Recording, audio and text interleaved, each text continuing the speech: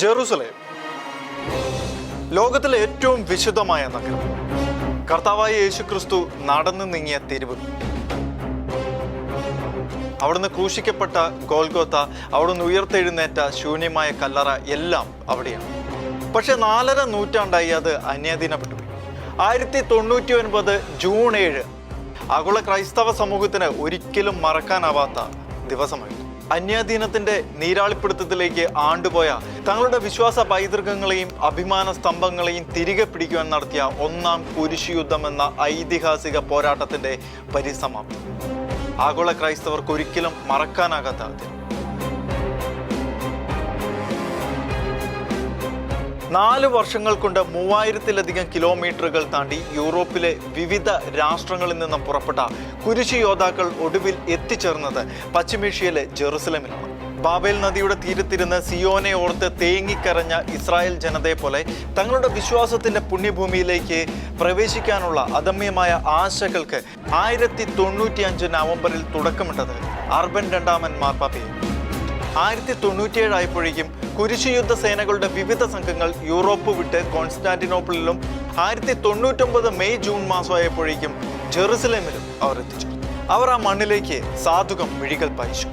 അതെ, ബന്ധിതർക്ക് മോചനവും അടിച്ചമർത്തപ്പെട്ടവർക്ക് സ്വാതന്ത്ര്യവുമായ സദ്വാർത്ത പ്രഘോഷിച്ചുകൊണ്ട് അരുമനാഥൻ നടന്നു നീങ്ങിയ വഴിത്താരകൾ, ആ പാവന പാതകങ്ങൾ പതിഞ്ഞ മണ്ണും പരിത്യാഗത്തിന്റെ ബലിയിടമായ കാൽവരിയും തൻ്റെ ഉദ്ധാനത്തിന്റെ ഉജ്ജ്വല സാക്ഷ്യം പേറുന്ന തിരുക്കല്ലറയുമെല്ലാം അടങ്ങുന്ന ഈ മണ്ണ് കഴിഞ്ഞ 4.5 നൂറ്റാണ്ടുകളായി ഇസ്ലാമിക ശക്തികളുടെ കാൽക്കീഴിലായി.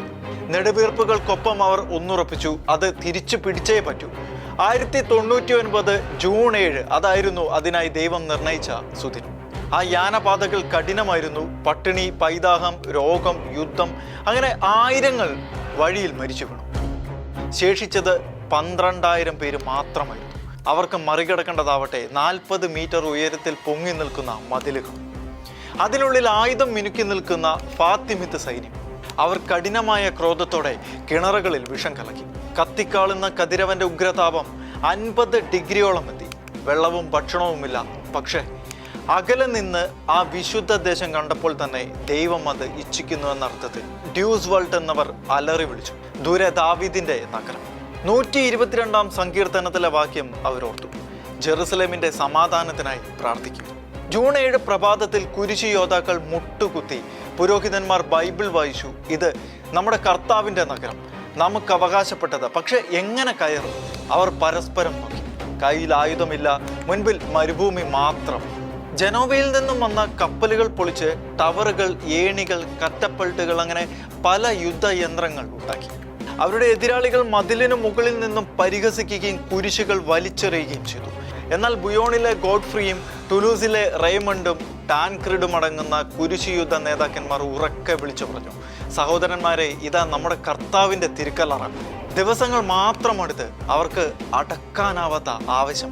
ജോഷുവ ജെറീക്കോയുടെ മതിലുകൾ വീഴ്ത്തിയതുപോലെ എല്ലാവരും ഉപവാസത്തോടെ നഗ്നപാതരായി നഗരത്തെ ചുറ്റി പ്രദക്ഷിണം വെച്ചു.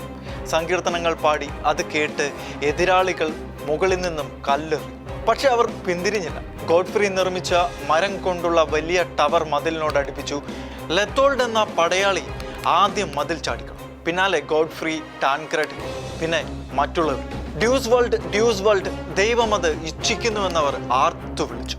അന്ന് ഉച്ചയോടെ ആ നഗരം വീണു. ടാൻക്രെഡ് നേരെ തിരുക്കല്ലറയിലേക്ക് ഓടി. മുട്ടുകുത്തി കരഞ്ഞു.